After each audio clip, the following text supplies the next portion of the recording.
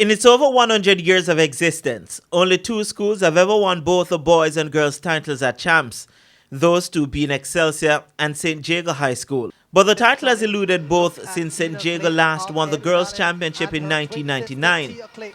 And that run looks set to be extended for at least another year. Plans of stemming the Edwin Allen tide have taken a hit by the COVID-19 pandemic at St. Jago. And head coach of the girls' team, Kilando Goburn, says at times he and his other coaches were brought close to breaking point. This pandemic has definitely affected how we prepare for championships. Everything that we have done this year, we had to take a different approach.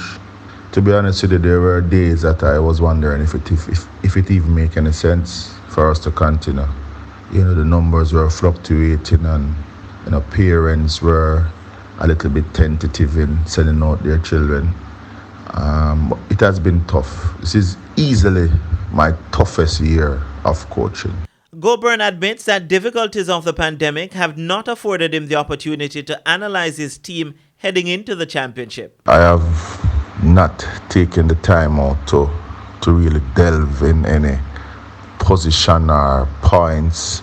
There are so many things that we have to be doing behind the scene to meet the requirements of ISA, the protocols. And, normally at this time I could tell you that, okay, look out for that athlete or this group. This year it is different. Goburn adds, however, that he still expects his athletes to give a good account of themselves when the championship commences next Tuesday.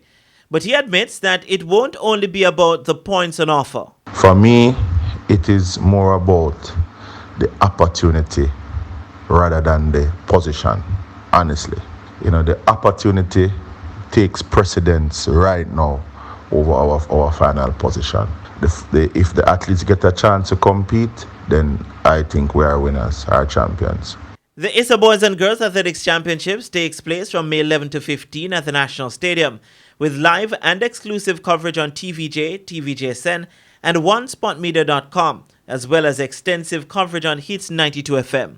There will also be a special 30-minute roundup on TVJ's YouTube channel.